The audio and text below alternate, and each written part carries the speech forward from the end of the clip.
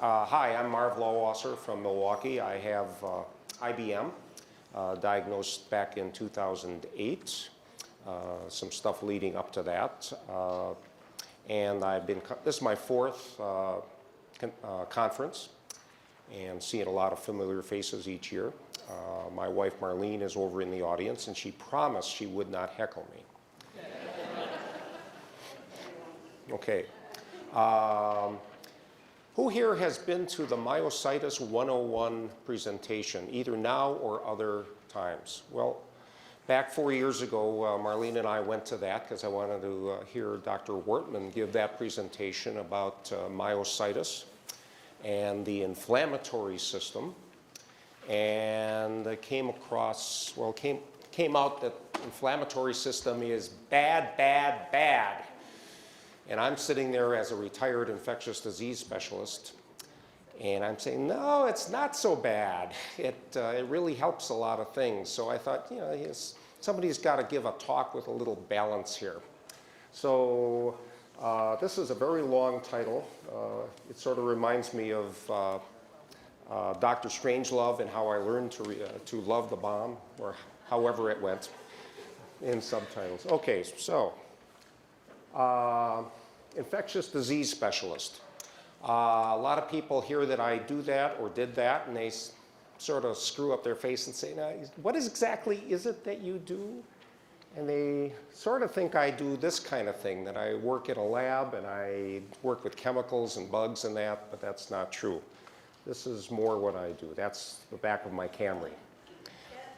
And one of the things I evaluated was, my patient has a fever. Would you come and see my patient and try to help me with that? Why, and how to manage whatever the cause is. Let me apologize right away. Even an hour ago, I thought I wasn't going to do this, but this was the main textbook for infectious diseases, the Mandel.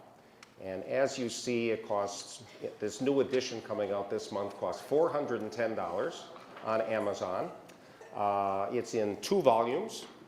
The index was 200 pages. So you can imagine how many pages that is and how many chapters. Now here's what I'm going to apologize. I'm going to show you the whole table of contents so you get some idea of what my field is. So this was part 1, basic principles in the diagnosis and management of infectious diseases. And so let's see if the pointer works here. I don't know how the pointer works. Oh, it must be this thing. Yes, okay. This is how microbes cause disease, pathogenesis, how the body fights against those things, the epidemiology, how infection spreads, clinical microbiology, about how germs live and how they thrive, and we'll keep going. Then we had a whole section of chapters on separate types of antibiotics and antimicrobials. Major clinical syndromes. We were trained in order to not just know the bug, but know the problem and then work backwards to the bug. So if we would see somebody with fever, there's a whole section on here of evaluation of somebody with fever in different settings. So we have fever. Oops, I pressed the wrong button. We'll go back. Okay, so fever of unknown origin. Nothing else, just fever, as defined by 3 weeks. Whole different set of things than by fever with 3 days. Upper respiratory. Pleuropulmonary and bronchial infections, all of the pneumonias in there, urinary tract infections, sepsis, intra-abdominal, cardiovascular, central nervous system, skin and soft tissue infections, gastrointestinal infections and food poisoning, bone and joint infections, diseases of the reproductive organs and sexually transmitted diseases, eye infections. I rarely saw an eye infection because the ophthalmologist used to just take care of it. Hepatitis, acquired immunodeficiency syndrome. We might talk about that a little bit later. And chronic fatigue syndrome is here. I hated to see somebody coming in, I'm so tired, maybe I have an infection. Very rarely did I ever find anything with that. Then the bugs that cause infection. These are the viral ones. These are a chapter for each set. Got to find that pointer again. Here's a family called Rhabdoviridae. Ebola is in that group. Prion diseases, so that's where the mad cow disease would be at the top. Chlamydia, mycoplasma, rickettsia, and bacterial infections. I'm not going to rattle through that one. Fungal infections and protozoal infections. Diseases due to toxic algae. I never saw one of those. Diseases due to helminths, worms. Ectoparasitic infections like lice and scabies, and diseases of unknown etiology like Kawasaki syndrome. Special problems, nosocomial infection. Part of my job at my hospital was to also serve as the infection control chairman, committee chairman. So, and I worked with an infection control nurse to control problems of infection that might arise in the hospital, or what to do with somebody who was contagious as they came into the hospital. Go back again. Infections in special hosts. So here we would get some of our immunocompromised people that we will talk about. Okay. Surgical infections, whole different thing. Burns, bites, immunization, biodefense, bioterrorism. I gave, back when we had the anthrax scare, I had to give lectures to everybody in the hospital so they knew about anthrax and smallpox as a possible thing that might come along, back when that was hot in the news. And zoonoses, these are infections that are spread by animals. So, back to the bugs. Oh my God, there's billions of them, says the doctor. Of what, doctor? Billions of what? Well, we all have germs in and on our body. And some of them we think are unfriendly. And some of them are more friendly. And basically, though, we have a host-parasite relationship. This is a water buffalo, but you see the bird on top? That's an oxpecker. And they go around in pairs.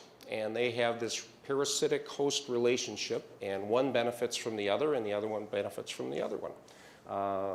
The bird gets a ride and also gets a source of things like lice and whatever is coming along on the back of the water buffalo. And the water buffalo benefits because the oxpecker, keeps it clean. So, support bacteria, it's the only culture some people have. Okay, now in that host-parasite relationship there is balance, okay? Some good for me, some good for you, and we don't cross lines, okay? But what happens if the defenses, the lines that prevent that oxpecker bird from doing harm to the water buffalo happens? Well, this is something I just picked up off of the internet. This is a YouTube of a decomposing rabbit.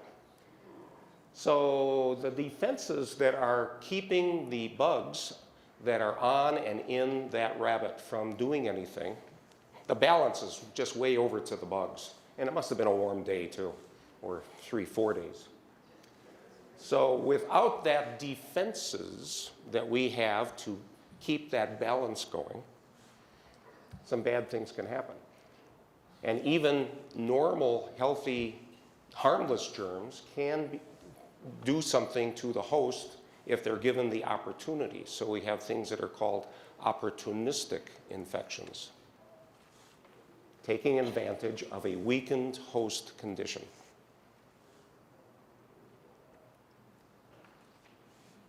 That's the good guy, the defenses of the body, and we're going to call that the inflammatory response. So, back in old days with the Greeks, they had physicians, and one of them defined the 4 cardinal signs of the inflammatory response. And we have heat, redness, swelling, and pain. And if you imagine a mosquito bite, You get all of those things. It gets warm, it gets red, it gets swollen, and it hurts. Then back in the 1800s, somebody came along and said, yeah, but there's a loss of function as well. Whatever that is inflamed doesn't work so good. So they added this fifth one on the end. Now let's talk a little bit about heat. Why does that help?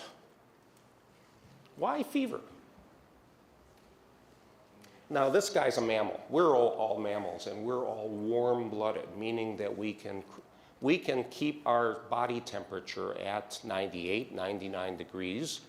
And if we're cold, we throw another log on the fire and burn up some calories inside ourselves, and we keep ourselves at that very narrow range of temperatures. And so when the body runs a fever, there is something triggers off a response where the body says, we gotta get hotter. And the way a chill would be the way to generate heat. And okay, remember the shaking chill, and you check a temperature and it's up. And then the fever broke with a sweat. That's how the body can lose heat all of a sudden. So there must be some purpose to that. But it's hard to figure out in a mammal or a bird because they're all warm-blooded. They keep their temperature in a range. But let's look why it might be benefit in something that isn't warm-blooded. This is a desert iguana. There might be some, if you drive out or maybe walk out into the desert here, and more so farther south toward Mexico, you see these desert iguanas. They are cold-blooded, meaning that they take on the temperature of whatever surroundings they are in. But on the other hand, sometimes they want to be warmer, so they go out and sun themselves on a rock. Or if they don't want to be that warm, they go and sit in the shade. So they do control their temperature, okay? So back in the 70s, some researchers set up an experiment with desert iguanas, and they had a box set up on it with heating lamps. There's my pointer. On, this end is off, okay? And the iguana, the desert iguana could come along and be at the warm end or could be at the south end or the cooler end. And if these iguanas were given an infection, in fact, they were injected with a bacteria called Aeromonas, and they would want to run a fever. So they go over to the warm end, and they would survive. On the other hand, if they were prevented from going to the warm end, and they were kept over in the cooler end, they invariably died. They could not overcome that infection. So the lesson is there must be some purpose for the body to run a fever and to cause those cardinal signs of inflammation. Fever, well, warmth, redness, swelling, and heat. Well, heat I said already. I forgot the other one. Pain sort of comes along with that. Okay, back to biblical times. We're going to talk about skin diseases now, and you might or might not remember that there were 10 plagues visited on the Egyptians, and number 6 was boils, skin infections. And we believe that the animals who died from disease were dying from anthrax. That's what my book says. So here's skin, and the skin's, there's my pointer, the skin surface is up here, and there's germs up on the surface there. And by and large, they're prevented from doing anything deeper because of an intact skin surface. On the other hand, there are pores to allow sweat to come out, so there's openings in the skin there. There are also hair follicles with oil glands that might allow some bacteria to come in. Okay, so that's the surface, that's the skin. Let's keep going. All right, here's staph germs. And why are they called staph? Well, it's another Greek thing, and I think that means scrapes. And staph germs, if you look at them with an electron microscope, or even with a regular microscope, they're little balls, and they arrange themselves in clusters like grapes. That's in contrast to streps, which arrange themselves in chains. And strep means chains. So, sometimes some of those germs can get into a hair follicle and cause an infection called folliculitis. And sometimes it can get worse and cause a boil called a furuncle or furunculitis. Yeah. And sometimes it can really bad and can be called a carbuncle. And we're talking about abscesses in this realm. So really what happens, here's an example of where a splinter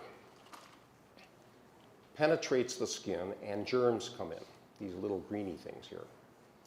Well, the response, that inflammatory response, starts off with cells coming to the area and detecting the presence of the ensuing infection.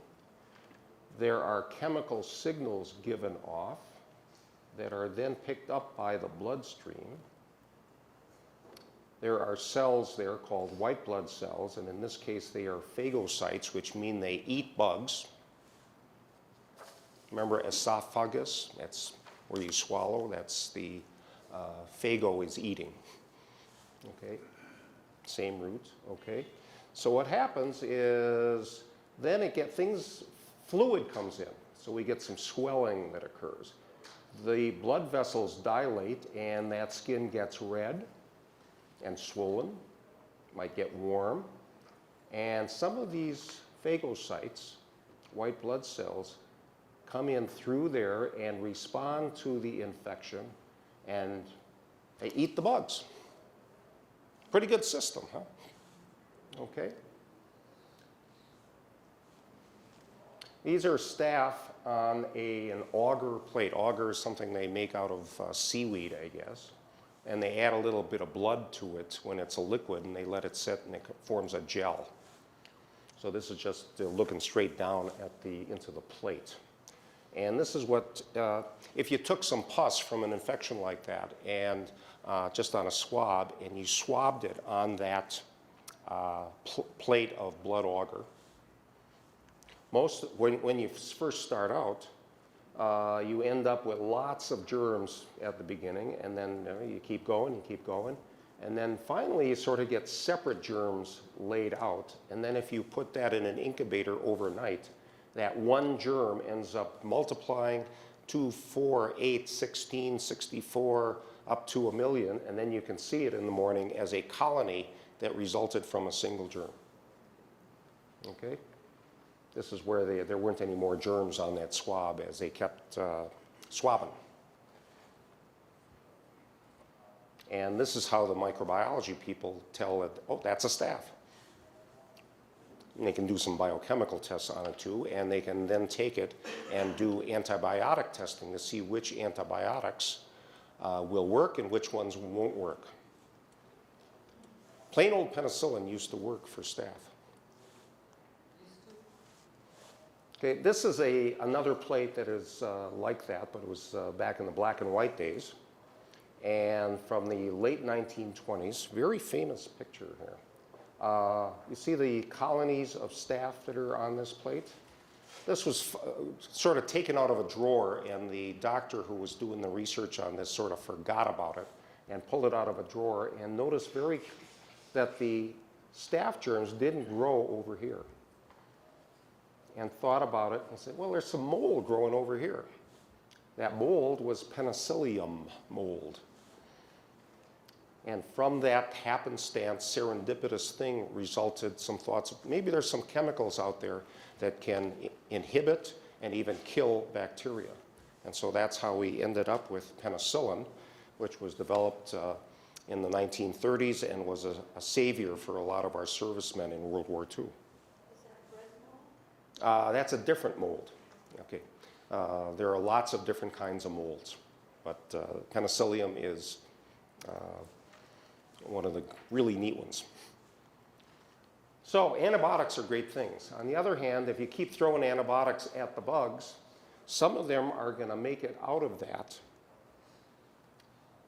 quandary, and they're going to survive, and they're going to end up resistant to the antibiotic. And represented in a bit of a different way. If your antibiotic kills 99% of the germs that it's applied to, this one little red one is going to survive that, and amongst a few others maybe, and then you do it again, and all you got left is resistant stuff. And that's what we're seeing these days. Back when I went to my infectious disease conferences in the 90s, the big topic over and over again was AIDS and HIV, and then as that sort of got under control, the big topic now is resistance, because we're running out of usable antibiotics because of the overuse of antibiotics. There's another topic. We saw in the first thing about how these bug-eating cells, white blood cells, come along and eat germs. Well, this is a virus. Who here remembers having had mumps? I'm not talking about the mumps vaccine. You had the infection. All right. Who never had it? Okay. It's a younger crowd just raised their hand. Okay. Who had mumps twice? I doubt that's really true, because once people get mumps, they never have it again. The immune system comes along, not with those phagocytic cells, but form antibodies, which we can still detect decades later. And having those antibodies doesn't mean you have mumps. It means you've had mumps, because the immune system will keep a certain level of those antibodies there, so you never get mumps again. Okay? That's pretty neat. So how does that all happen? This is a pretty complicated slide. I'm just going to try to slowly get through it. Here's the virus, and there are some things on the surface of the virus that we're going to call antigen. A cell in the body, in this case a macrophage, picks up on those and detects those things and sends the viral antigen and activates some cells that are very important for immunity called helper T cells. And they tell B cells and other cells that are going to eat up the virus to make antibody. In particular is a plasma cell that's going to make stuff called antibodies that react with antigen and take care of the virus. Okay, antibodies attach to the virus, and infected body cells signals for their destruction. Okay, but those antibodies stick around, and we never have mumps again. Just another representation similar, and so we are talking about two arms of the immune system. What we call the humoral side, which is just a circulated chemical without cells called antibodies that do help with the eating up of germs. And we talk about the cellular system, which are cells that, it's getting sort of complicated, isn't it? Okay? But these cause the lysis of the cells that have the virus in them. So a couple of different things here that we've covered. So somebody came along, actually, the guy who tried to control smallpox, I think his name was, I forgot his name. It wasn't Pasteur. Salk. Somebody had it there? Jonas Salk. No, that's polio. Jenner, that's the guy. He found that you could, people who had had an infection called cowpox were immune to getting smallpox. And so he did this bizarre thing, to the horror of the physicians back 200 years ago. He took kids who had never had smallpox and with a scratch thing gave them cowpox, and indeed they were then immune to getting smallpox. They're two related infections, viruses, and one was just much milder than the other one, but there was cross immunity. Well, with mumps, you could take just the antigen, not the whole virus, and inject just the antigen into somebody. That antigen without the live virus would be detected and generate antibody to be made, and then they're immune. So the younger folks here, mumps vaccine started in 1967. So I'm not sure if you were 5 years old already, you missed it, but if you were 1 year old then, you probably got mumps vaccine and never had mumps. So a younger crowd, I had it, but okay. Who knows, anybody know red changeates? I know, not personally, all right, but growing up in Milwaukee, when I was 11 years old, well, actually before that, the Braves came from Boston, and in 1953, and year in, year out, they finished second to either the Brooklyn Dodgers or the New York Giants. So coming into 1957, this is Red Shandine's whole career. Anybody ever visit the site Baseball Reference on the internet? If you ever like baseball or remember the old days when you grew up with a certain team, just Google Baseball Reference and you'll find this wealth of stuff. So you can look up Red Shandine's and see that he played from 1945 to 1963, usually with St. Louis. Then he ended up with the New York Giants for a little bit of time, and then came to the Milwaukee Braves. Then he ended up back in St. Louis, and then he became an executive with the St. Louis Cardinals. But what happened over here? All right, so what happened was he was on the Giants in 1957. The Braves are going to be second again, and so they had to, let's do a stretch run for the pennant, and so they traded to the Giants, and they picked up a better second baseman than they had before, Red Shandine's. And Red Shandine's was the difference maker. And in 1957, he, with Milwaukee, batted .310, with New York, .307. This combination of hits, 78, he had 200 hits. That led the league in number of hits. He's in the Hall of Fame now. We won the pennant, and we beat the Yankees that year, 1957. Next year he came back, but he wasn't so good. He batted .262, and in 1959, he was out. Anybody remember why he was out? We're going to talk about tuberculosis now. Tuberculosis was the major killer of people through the centuries until it was brought under control during this past century. Red Shandine's went into a TB sanitarium, was treated for his tuberculosis, and then came back and finished out his career with the St. Louis Cardinals. So what is tuberculosis? Could somebody bring me a glass of water from the back, guys? Okay. Tuberculosis is spread airborne. It's not a bacteria, it's a mycobacteria. And so it's breathed in, it sets up housekeeping in the lungs. And just in that primary infection, it goes into the bloodstream and spreads out through the whole body. And then the immune system comes along, thank you, dear. The immune system comes along and gets it under control. But by and large, it puts little jails around it. It's encased in a granuloma.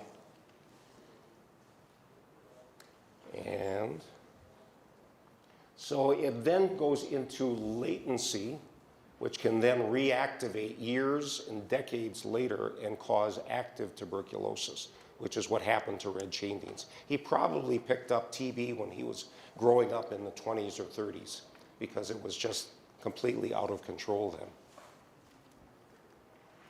then. And with a different representation, there's that initial primary infection and spreads. They take care of a lot of it, but a lot of it is just encased in these granulomas and goes into latency. But we still say, even though you don't look infected, you still have TB infection. And it can then reactivate and become active tuberculosis. And people in the millions and millions died of it over the years. And then it can then become contagious again, because with that cough of the reactivated TB, it just hangs in the air for an hour. So how do you detect somebody who has TB infection but doesn't look infected? Here's the old tuberculin skin test. And what that was an extract of TB germs, not live TB germs, just an extract with a liquid, a certain amount, a precise amount injected under the skin, and then you come back 2 days later, and if it was red and swollen, not from the initial injection, but red and swollen, and it was then measurable swelling, if it was over 10 millimeters, 15 millimeters, you had a positive reaction, and you have TB in your system, with a 10% chance of a lifetime reactivation, where it could become reactivated tuberculosis. So we used to give isoniazid, one of the main anti-TB drugs, to anybody with a positive test to reduce that 10% chance of reactivation down to 1%. So we got this very complicated immune system again, with parts from the bone marrow, parts from the thymus, which is a gland that we're born with and supplies T cells, but then withers away, but the T cells are still with us. Bone marrow again, and various cells that are coming along, and the lymph nodes, we haven't mentioned those. When you get sick with certain infections, your glands swell. Those are lymph nodes, and a lot of these cells live there. Still complicated, even more complicated, but one of those things as well is just having physical barriers to infection. You need a good bloodstream to fight off infection. And T cell immunity and B cell immunity, this is the antibodies, this is those T cells that you need for certain infections. Yes, sir? Did they come up with some sort of vaccine for TB, and when was it? No, they never did. I remember recently saw a movie about Tombstone where Doc Holliday, they just... He had TB, as I recall, yeah. Yeah. All these people, and just treat like it's nothing. Actually, one of the researchers from the 1800s, Dr. Koch, K-O-C-H, thought that this PPD stuff would be a good thing to vaccinate people with, but it didn't work. No, we don't have a vaccine, but I'm pretty sure they're working on it. So it's just isolation because we have all these people coming across the border with TB. Sure. Yeah. And that's one of the things that was screened for at Ellis Island. Okay, let me keep going here. So here's what we've talked about, the immune response to infection, and it's pretty damn good. But if something can go wrong, it will go wrong. Anybody know who this guy is? This is Jim Henson. And he died in, I think, 1992 of an overwhelming strep infection. And the infection just got ahead of the inflammatory system and ahead of the doctors who finally tried to take care of him, and he just went down the tubes. So there's things called sepsis and septic shock. And in this case, this is not a strep infection, but gram-negative bacteria that release some stuff from their cell walls called lipopolysaccharide, and it just sets off the immune system, and it goes crazy. And some of the stuff that happens from that, these chemical things that come off of there, just cause all kinds of problems all over the body. This is a lady who is in septic shock, and what happens there is the blood pressure drops, the body tries to save the internal organs at the expense of the arms and legs, and you can see a case of gangrene of the distal extremities here. And so you've heard of the spinal meningitis, which is actually a particular meningitis called meningococcal meningitis that is so deadly. That's what I've seen people with that kind of gangrene. So here we have what we've talked about so far. We've talked about the inflammatory response, good. inflammatory response to infection overshoots. So that's not so good.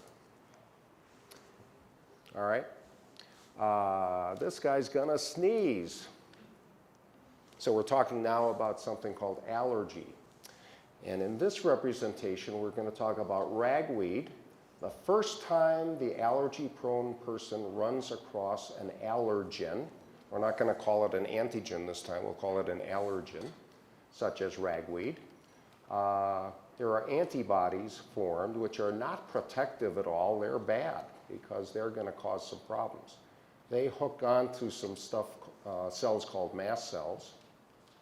Then the next time you come across ragweed, those mast cells go crazy and there are chemicals released and you get all itchy and sneezy and watery eyes and all those bad things that are part of our seasonal rhinitis problems.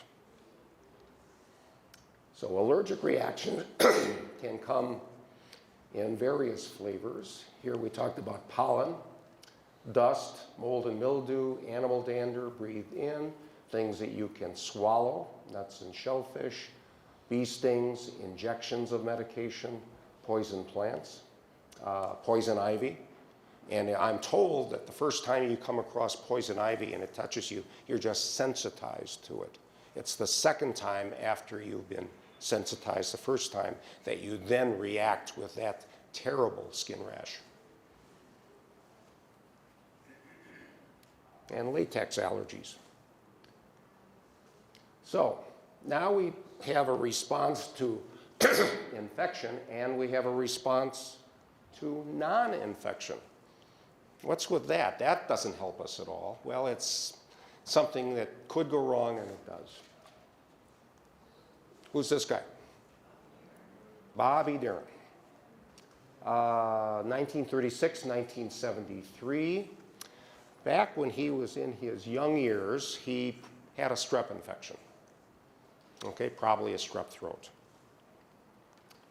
And what happened in this diagram is that he had this group A strep, streptococcal pharyngitis, a sore throat.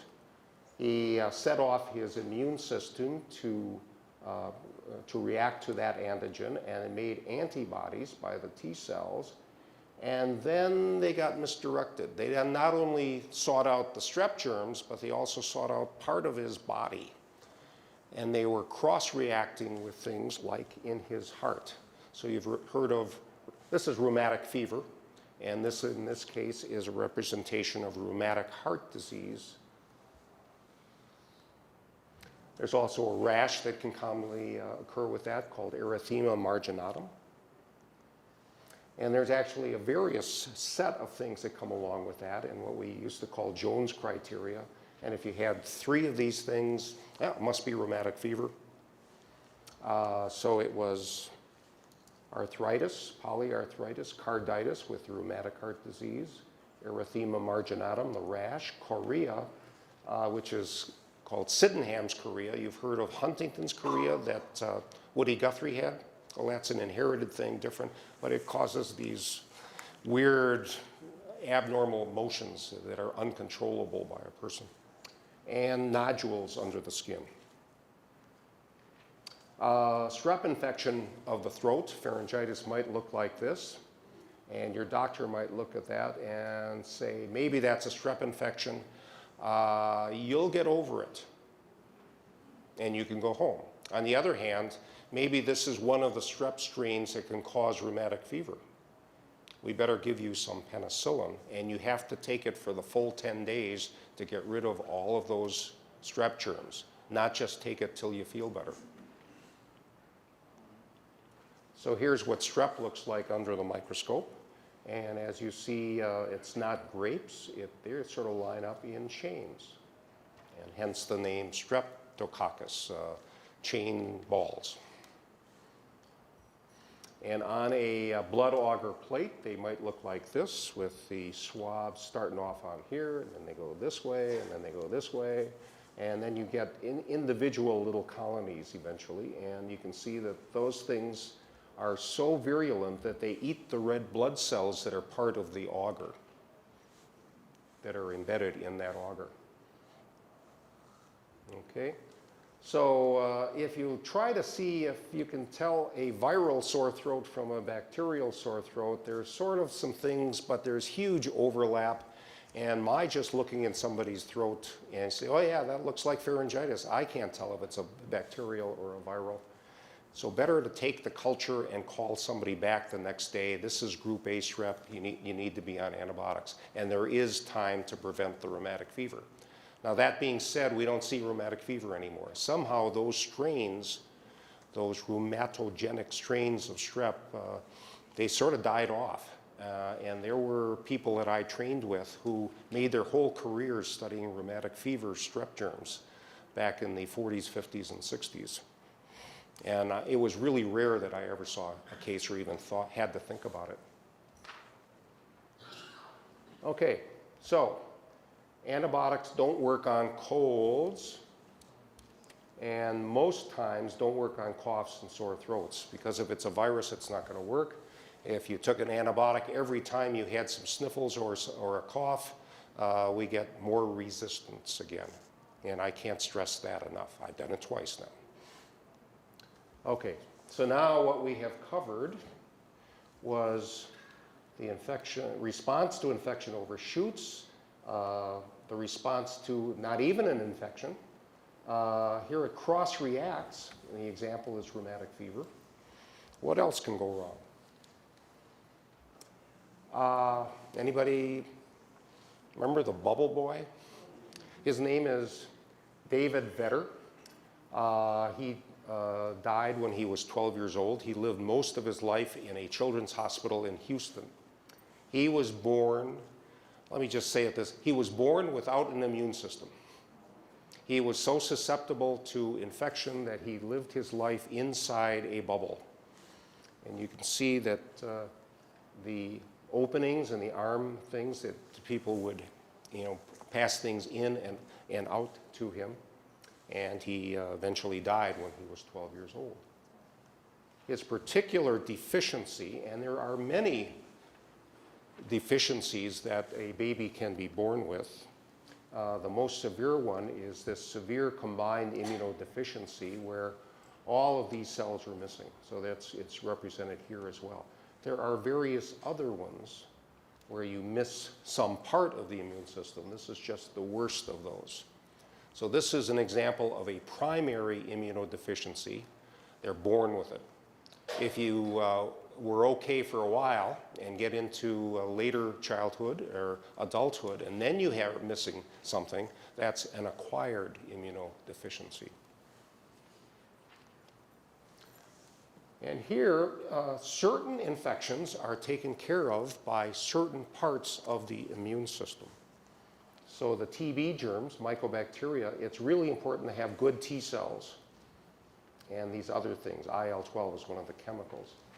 Strep pneumonia germs, you need the antibodies and complement. And if you have a deficiency, then you're prone to getting these kind of infections. If you have a phagocyte or a neutrophil deficiency, you end up with staph or gram-negative infections. Viruses, very important to have good T cells. Fungus, very important to get good T cells. Giardia, which is a protozoan infection from bad water. B cell deficiencies lay you open to more severe infections there. Toxoplasma, T cells. Other opportunistic infections. So, the inflammatory response is absent of primary immunodeficiency. Anybody know this guy? You would if you were from Milwaukee. This is Al McGuire, who was the basketball coach for Marquette University. They won the NCAA basketball championship in 1977. He retired a few years later and then became a very popular sports commentator for college basketball. He just had this gift of gab. So what happened to him? This is a blood smear. If you take a drop of blood and you put it on a little glass slide and you smear it out with another glass slide so it's a single layer, put it under the microscope with staining, this is what it would look like under the microscope. Now that stain doesn't really do much to the red cells. But for the white blood cells, those white blood cells pick it up as purple. So they stand out from the red blood cells. And usually the white blood cells are a 1 to 500 ratio compared to the red blood cells. Okay? Something's wrong here. Too many white blood cells. This blood smear shows somebody with leukemia. It's a malignancy of the bone marrow where the bone marrow is just pumping out, it's filled with white blood cells, and they leak out into the bloodstream. These cells don't work real well as white blood cells, and so it's like you don't have white blood cells. They also crowd out other things, and so they crowd out the red blood cells, they crowd out other white blood cells that are there, they crowd out the platelets that are important for clotting, all of those things that come from the bone marrow, and these people become immunodeficient because they lack good immune cells from the malignancy, in this case, caused by a white blood cell proliferation cancer. And that's what he had. He had leukemia. So we have now various things going wrong. It's absent or it's taken away by a disease, and in this one example, leukemia. Who's this guy? I think I've got you on this guy. This is from a 1950 movie starring Jimmy Stewart, Winchester 73. And this guy was a comer-upper back then. And this is his role in that movie. But you'll recognize him now as Rock Hudson. So he was about 25 when that movie came out, and he became quite popular in the 1950s. And by the time he got up to age, I guess he made 60. But he didn't look so good then. And in the early 1980s, 1981 in particular, there were all kinds of young men who were coming down with a variety of infections and some malignancies that, they didn't have they had an immune deficiency. They weren't born with it, so it wasn't primary. Well, that must mean that it's an acquired immunodeficiency, and let's call that AIDS, acquired immunodeficiency syndrome. And what they had was they had some mycobacterial problems, and they had some viral problems. They had yeast problems, and they had toxoplasma problems, but not particularly Giardia problems. They had pneumocystis problems and cryptosporidium problems, all of which were T-cell deficiencies. So what's up with that? Well, a T cell is a very important part of that immune system and that response that controls viruses. Now, let me remind you that a hepatitis virus likes liver cells, okay? And a polio virus likes nerve cells. That's just where they live. Well, it turns out that the human immunodeficiency virus, the HIV virus, likes T cells. And so that's where they live, and that's conversely the main control against the virus. So we had all of these kind of problems that we're seeing, not any more staph infections or strep infections, but these things that strongly suggested a T cell deficit. So this is targets for medications, and we did develop antiviral medications directed at HIV in the late 1980s, and because they worked in the lab, and it seemed like people got better for a while, but resistance developed by using them one at a time. The virus would just mutate fast enough to get around it and do an end run. So it was in the middle 1990s that the researchers developed cocktails of combinations of drugs, and that's really put a halt to the die-off that we saw in our HIV population. And just to go through this a bit, so here's a healthy T cell. In this case, a particular T cell called a CD4 cell. The HIV virus attaches to it, The T cell isn't good at getting rid of it, and it goes into the cell and makes more virus and to infect other cells.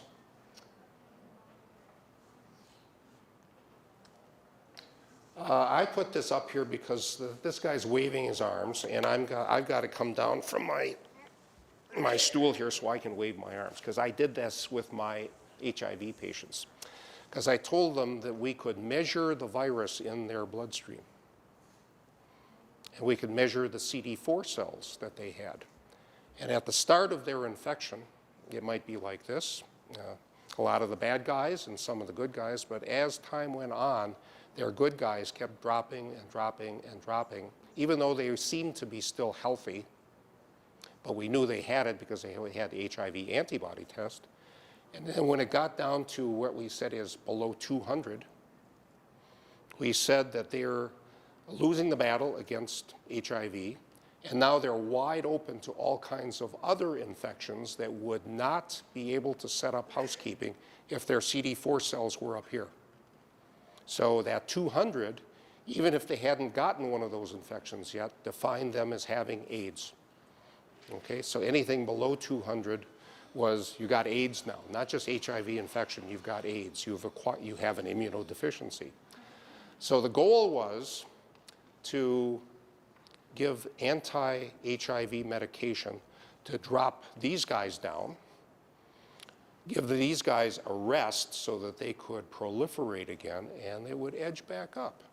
And so when they came back, we'd like to see that this had fallen to 100th of what it had been, and then undetectable. And by and large, if they were good at taking their medication, these would come back up into a normal range. We still had to say that they had AIDS because they were down here, but they were under control. And so that's the long-term goal, is to keep them on their medications, because once they come off, the virus is still there. So there's still no cure. So the virus can come back if they stop their medication. So that's where we, coming back, we always rechecked both tests to see that this was down and this was still up. Okay? I'm going to climb back up here. Did everybody hear me okay away from the mic? Oh, no? Oh.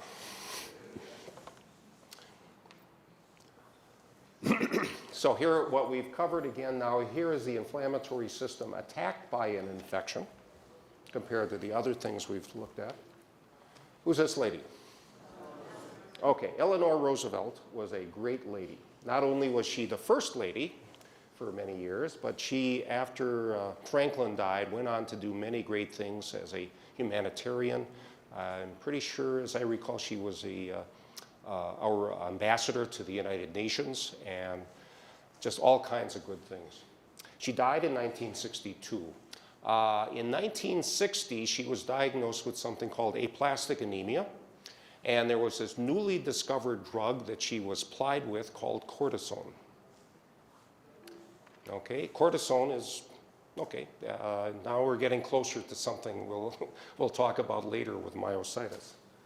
Okay, so what does cortisone do? It's an anti-inflammatory.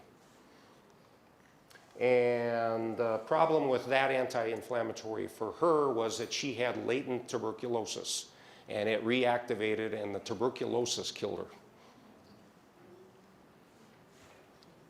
And a lot of the signs of infection that might have brought that reactivated tuberculosis that might have come to a doctor's attention were suppressed by her being on high doses of cortisone. So these are the natural steroids of the body. Cortisone is here. Cortisol is another one that sort of is made from it. You might be surprised that all of these molecules look pretty much the same with little differences. They all start from cholesterol. So cholesterol is actually a necessary part of the diet, and the body actually makes it from other things, but that's the precursor of all of these necessary things. So there are other steroids. This is a whole family of steroids. This is very important with maintaining salt balance and blood pressure, aldosterone. We have estradiol, a female hormone here, testosterone, male hormone. Progesterone is up here, which is another female hormone. So all of this is all very intertwined. So we have male hormones, female hormones, blood pressure hormones, and anti-inflammatory hormones that the body makes. And I'll read it. Buck, are you sure that guy gives you the steroids, is giving you the right stuff? I hope you didn't miss this part of the thing. Okay. All right, so then the manufacturers can also make steroids, and in this case, the more common one these days to use is prednisone, and here's another one called prednisolone. And the only difference is a hydrogen atom at the one end of the part of a side chain there. Okay, why is there cortisol? Okay, the body makes an anti-inflammatory. Well, imagine if every infection you had set off a fever and there was nothing to limit how high that fever went. Okay, if you didn't have cortisol, your fever would go to 101, well, maybe it would go to 107. The body needs something to modulate the response, the anti-inflammatory response, okay? It's like your muscles. Now we're going to talk about muscles, okay? The biceps, okay? If you only had a biceps and not a triceps, you couldn't control your arm, okay? You would get up here, but then you couldn't get back over here, okay? So that for every response, there is a modulating response. So that's why there is cortisone. And what happens is that up in the brain, in the hypothalamus, there is a chemical made called corticotropin-releasing hormone, which then acts on the pituitary that sends another chemical down to the adrenal gland sitting on top of the renal system. Adrenal just means top of the kidney. And that's where cortisone is made, and also the aldosterone. And so there's a factory here. And if somebody is on prednisone coming in from the outside, importing stuff from China, let's say, the American factory closes down, and if we keep importing stuff from China, the American factory stays closed, and China stops sending stuff. Oh, our factory's been closed too long and is incapable of making our stuff. So people who have been on lots of prednisone for a long time have to stay on at least a little bit of a dose. Okay, but what happens if that individual has some stress? Well, ordinarily, the pituitary gland would send out the signal to make more. Okay, if it can't make more, people can get a little shocky. All right, so if you get some stress, what if you cry? That would send out a signal to make some more cortisone. Well, somebody who's on chronic prednisone needs a little bit more when they get stressed. If they do develop an infection, they need some more to manage that stress, or they feel ill from lack of the cortisone. So here we have this last one we just talked about, is the inflammatory response is weakened medically by anti-inflammatories. So I mentioned Eleanor Roosevelt got cortisone, but that would also be true to our transplant population, who was treated with medication, anti-rejection medication, to really temporarily kill off the immune response. Anti-cancer medication very often will cause an immunodeficiency as well. So all in this category here. Oh, autoimmune. Okay, we haven't talked about that yet. Various tissues of the body can have the immune system damaged by, directed against it and cause damage to those tissues. Now, what happened here was I planted this in my slide, but I had to make it bigger so it would fill up the screen. Now you can't read it because it's blurred. But they included something called triggers. And here is, I think things in here are like food and various things. So if an infection triggers this, well, we'd call it an infection. All right, a virus trigger, we would call it an infection. If ragweed triggered this, we would call it an allergy, something from outside. This is all internal. It's immune system reacting to self. autoimmunity. Auto means self, autoimmunity. And by and large, we can't figure out what the trigger is, if there is one. Something wrong with the immune system. So various organs can be affected. Graves' disease and Hashimoto thyroiditis of the thyroid, maybe diabetes, a good pasture, pernicious anemia, certain cirrhosis. And here we have polymyositis and various problems and abnormalities of the immune system. And in this case, Jo-1 antibodies. And if you took Myositis 101, you'd learn more about that than I'm going to teach you. And so it's skin and muscles for dermato. Okay, Inclusion Body Mysositis isn't on here. A longer list. I don't like this list because it's got an infection here. Chagas disease, which is a South American parasitic thing. I don't know why they threw that in there. And schizophrenia is in here. I don't get that one either. Who's this guy? Not Errol Flynn? No. Not Vincent Price, no. Laurence Olivier. Laurence Olivier, okay. Sir Lawrence, yes, with a U, not a W. Okay. He lived a full life, okay. He had dermatomyositis, by the way. Okay, so now we've talked about, okay, let's just talk about muscle now, not just autoimmunity. So just to give you a picture of when they show those slides with muscle, they are cross sections. Okay, so here's muscle, and if you just took one of those bellies of muscle there and cut it up, and smaller and smaller, then you'd have individual muscle fibers, but cross-section, they look round. Okay, so it's cross-sections, even though they are lengthwise in how they work. Okay, and this is taken from the Muscular Dystrophy Association website. So I gotta think it's right. This is what normal muscle looks like with muscle fibers.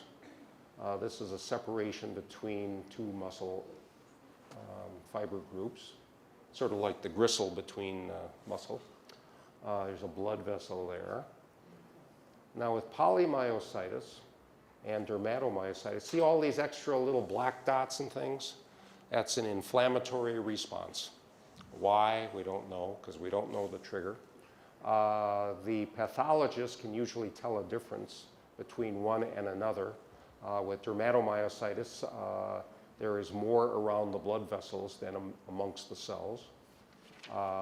With inclusion body myositis, there are these little blisters within the muscle. Inclusions, vacuoles, another word for it. And it's characteristic. The inflammatory response here is sort of, I sort of think of it as being a secondary thing, that there was some damage already and the body is reacting to the damage, because with poly and dermato, the inflammation is more primary in my head, and anti-inflammatory medication can improve the situation by knocking down the inflammation. But the inflammation here with inclusion body seems to be coming along after the fact, and knocking it down doesn't help the muscles. Now, go to Myositis 101 to get a better one than that, though. So, when medication is used for myositis, and it works better with polymyositis and dermato, and so here's corticosteroids, prednisone. Intravenous would be the prednisolone.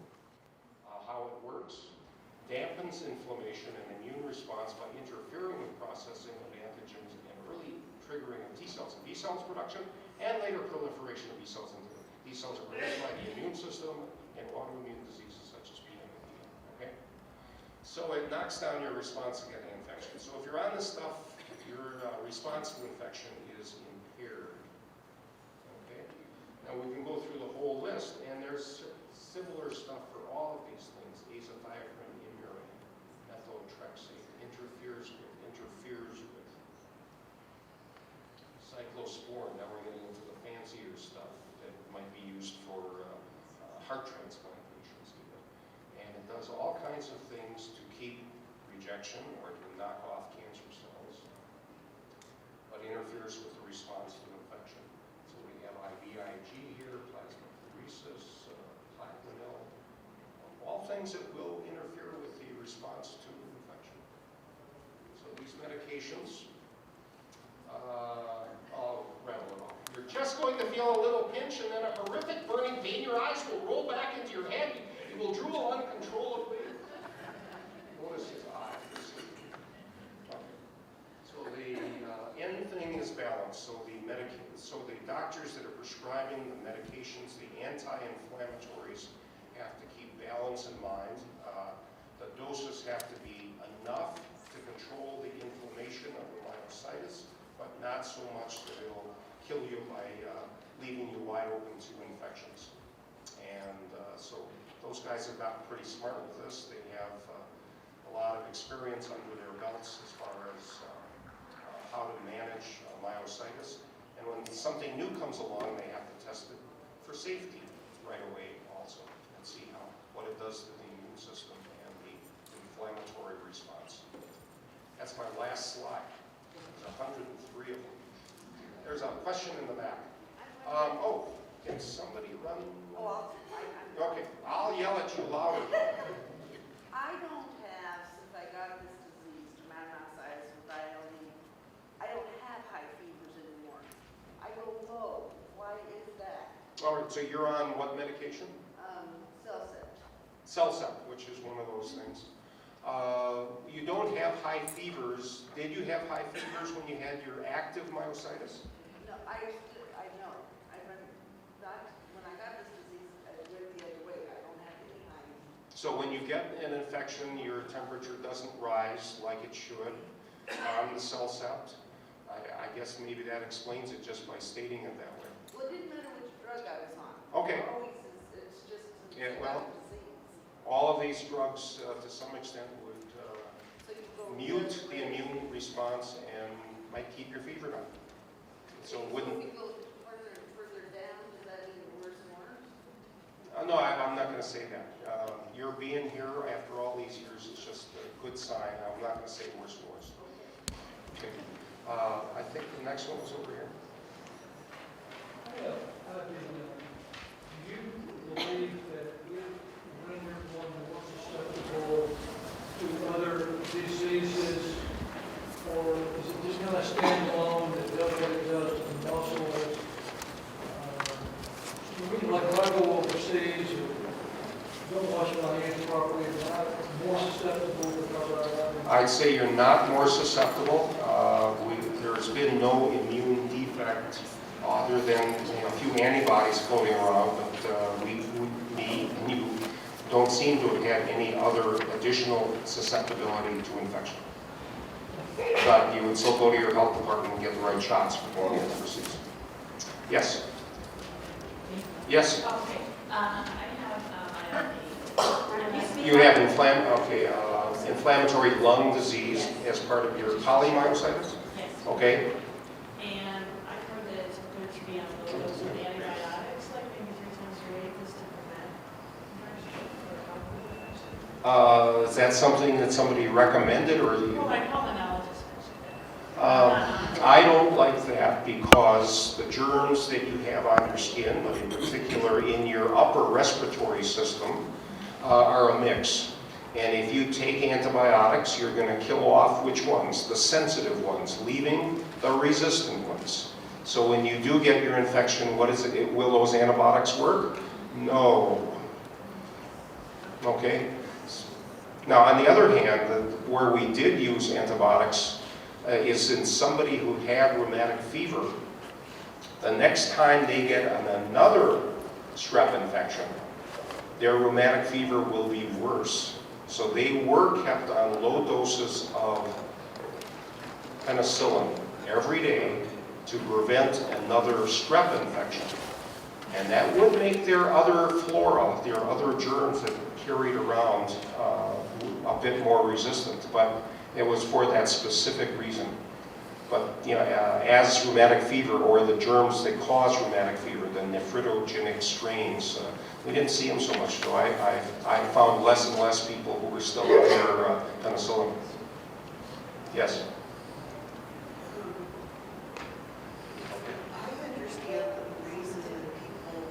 I understand that the reason that people who are on high doses of steroids and other immune suppressants are kept on an antibiotic is to keep them from getting PCP pneumonia. That's what the rheumatologist and the pulmonologist have explained to probably most of the people in the room who have been on high doses. Which antibiotic would that be? Most people are on Bactrim. That's right. That's a combination sulfa drug, sulfatrimazepam. Right, but some people are allergic to that. Well, then there's other take stuff. it, Well, I used to use that with my HIV patients routinely when they were like this. Okay, when they didn't have these, and as soon as their CD4 cells would rise up into the 300s and 400s, short of that 1,000, it might be a more normal thing. I say you don't need that anymore if you have the right number of CD4 cells, and so they could come off and their HIV is not here at that point. There are situations where that specific infection with massive doses of prednisone would call for using that for that specific thing. But to just sort of filter out the germs that you normally carry would otherwise select out the resistant stuff. So no, we use that. We'll go back to it. Marianne. This is sort of a curiosity question.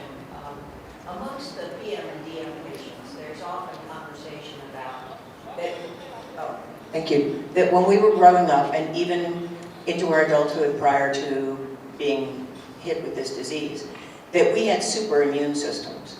I know that when I was growing up and my brother would get the mumps, he'd get it for 10 days, I'd get it for 2. In my office, everybody would get some sort of flu that was going around. I'd either not get it or get it at 1/10 of what they did. So I always kind of thought I've got a super immune system. And then when the trigger occurred that I think started my polymyositis, I think my super immune system went into, overdrive, took care of that particular situation, and then was so revved up it decided to attack the muscles too. So my question is, has there ever been a study on person A has a normal immune system and person B has a super immune system, and that would make us more likely to have an autoimmune disease? Well, I think each of us might have a story. My story was that as I was growing up and in my teen years, I had really bad eczema, and it was a dyshydrotic eczema, and I had really bad seasonal rhinitis. So I don't know if that's in common with other folks who ended up with inclusion body myositis. I'm not aware of that research, and that would be the myositis folks who would maybe know of that. Okay. I don't know that it's real. That it works so good that you come out of the yeah. T cells, B cells. To quantify that in some way, I can't answer that. Okay, what's your second question? You, yes. Yes, sir. My question is on, basically, you have a bacteria, fungus, or virus infections. And Well, there's more than that, but that's most of them. many times when I've had an infection, bronchial or what have you, go to the doctor and they just automatically will prescribe an antibiotic. They don't even check to see whether it could be a fungal infection or a viral. And I've had before asked for a culture test to find out which bacteria I've got and whether it's resistant, which medication would work on it. And they usually don't want to do it. They discourage that. It bothers me because there's not a lot of concern about overtaking antibiotics Yet, it doesn't seem to me that nobody's making an attempt to find out for sure which antibiotic you're supposed to take. Now, I've recently had a culture test. The doctor sent it in for the culture test, and when I came back, they said, well, I did have antibiotics prior to that. And he said, well, it wasn't a bacterial infection. And I said, well, was it viral or was it fungus? They said, well, we don't test for that. We have to send it out to a special lab.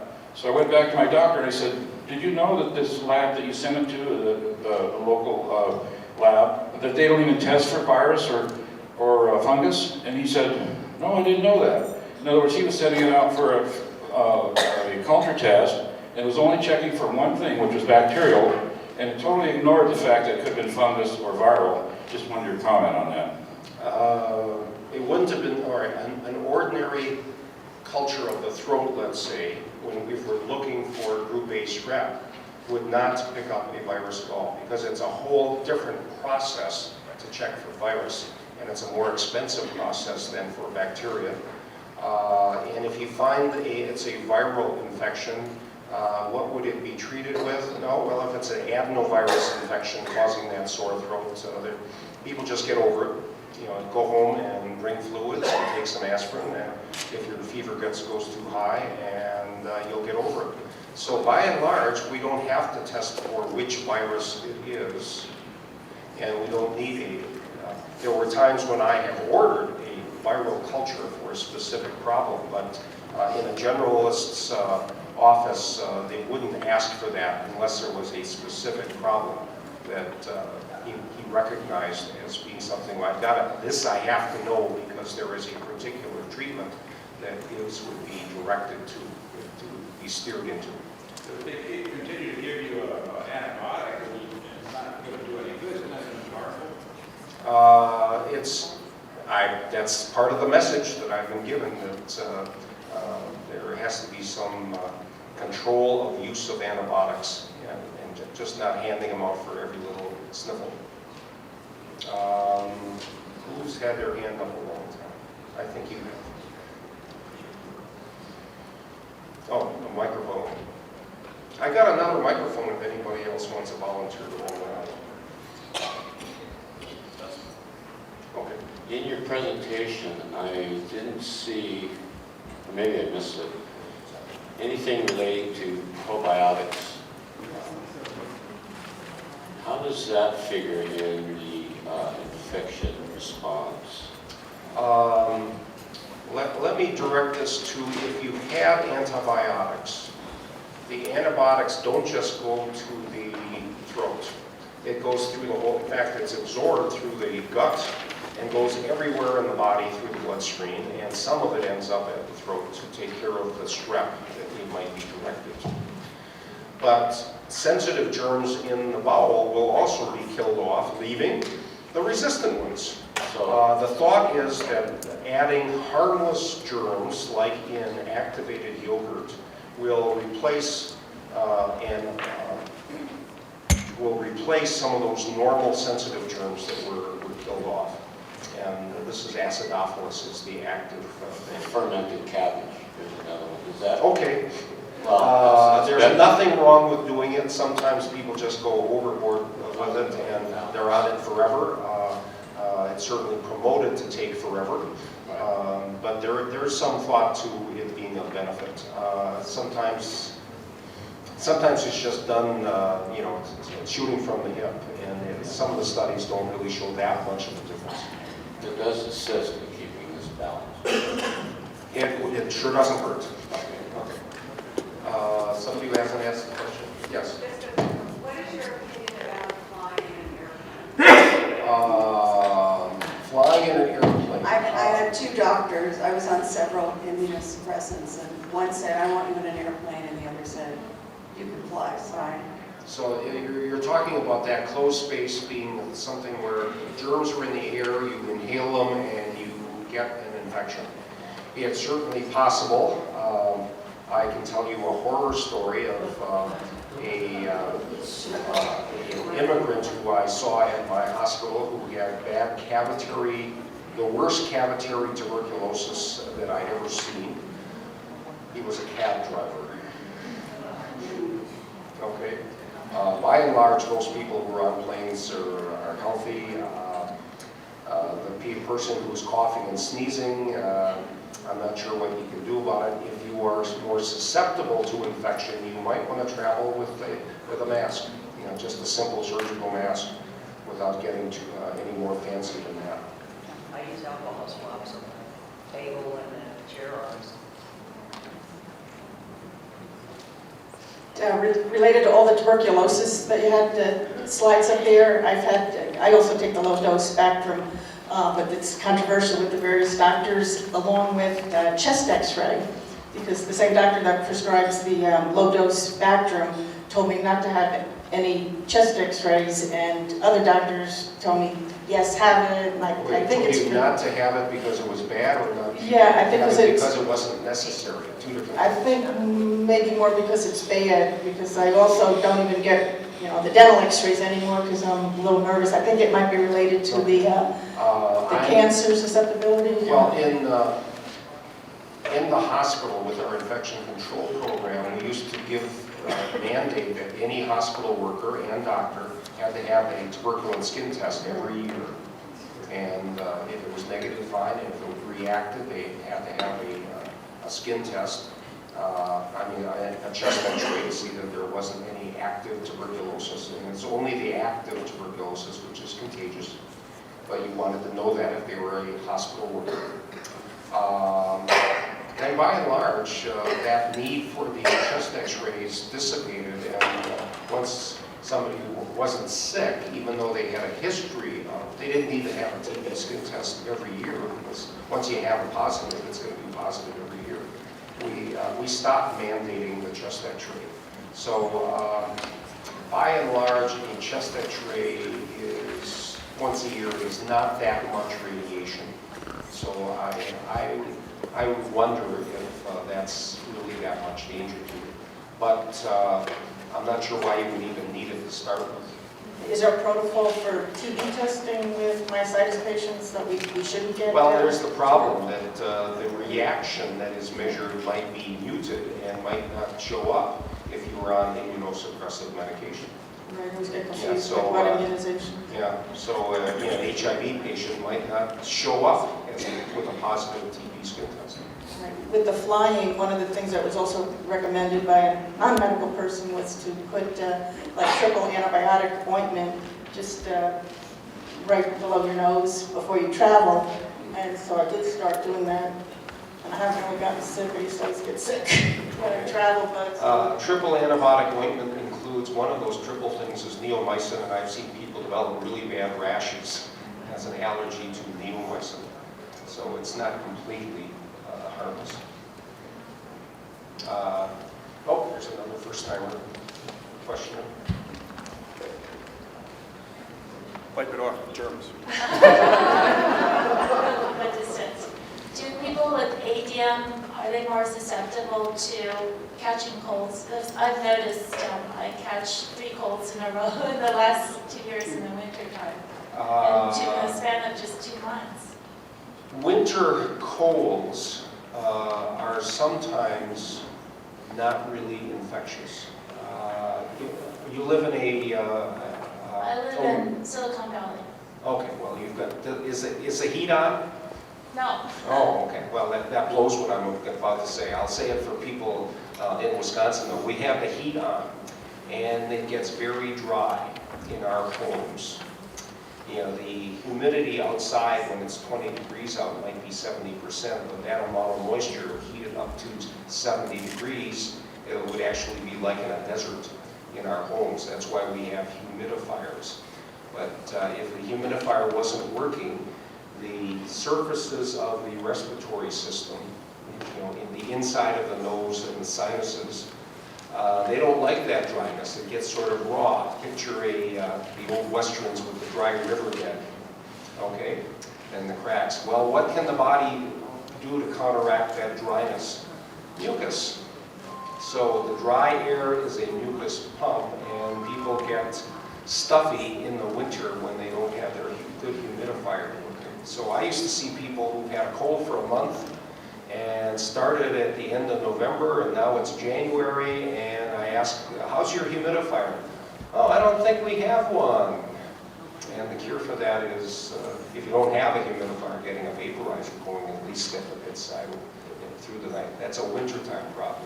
So it's not because your immune system is in overdrive? Well, you're in Silicon Valley, so, my explanation there doesn't work. But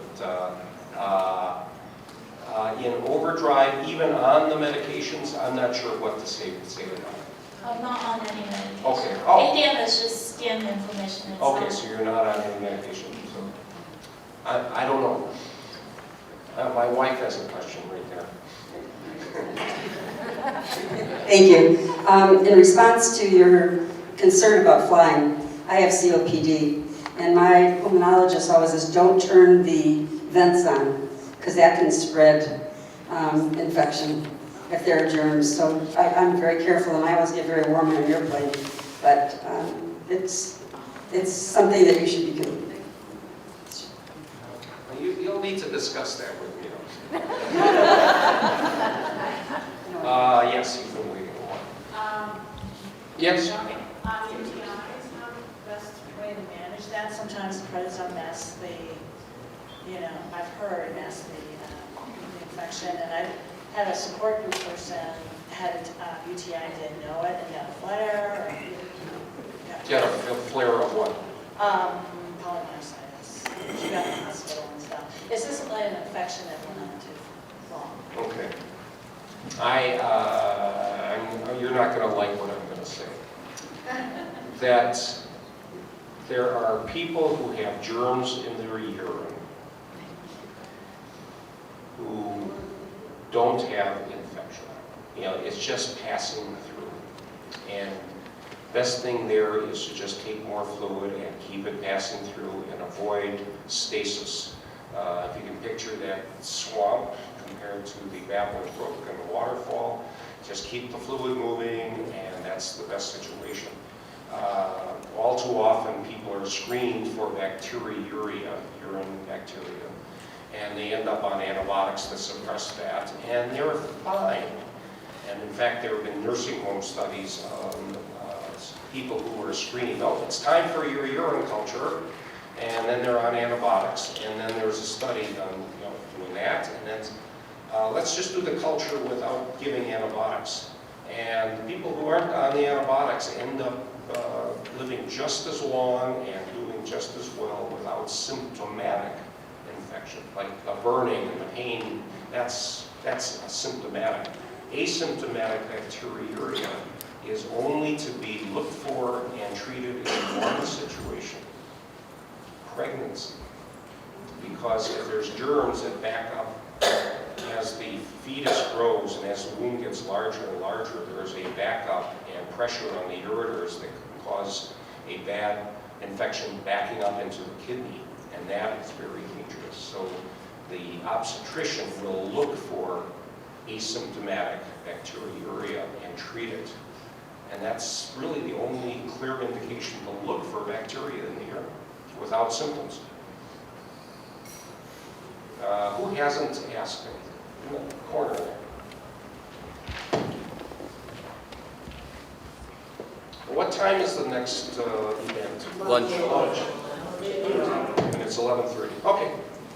Hi, thank you. I've got IBM and recently injured my foot, and I was wondering if having IBM prolonged the healing process, and if I'm more susceptible to infection. We are more susceptible to falls.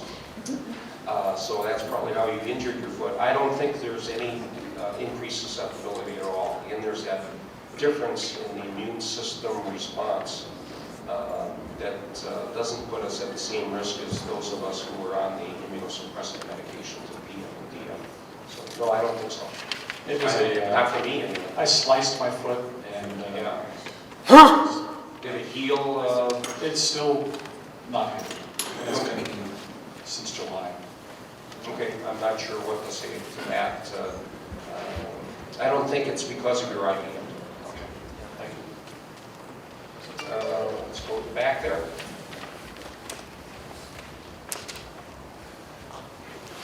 I'm curious about the number of pneumonia vaccinations. There's a trivalent Pneumovax now. The older shot, I think, was divalent. No, I think it was up to like 19, and maybe they. Oh, now it's 23. 23. Yeah, okay. Okay.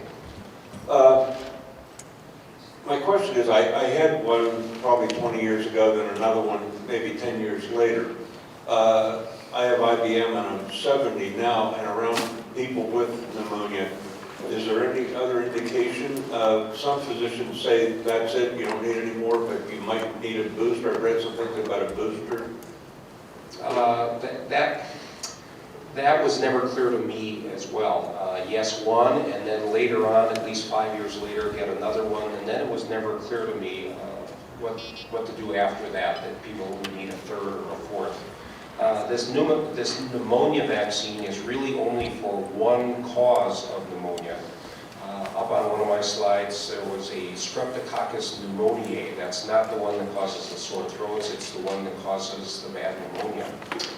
And that organism has 81 different strains.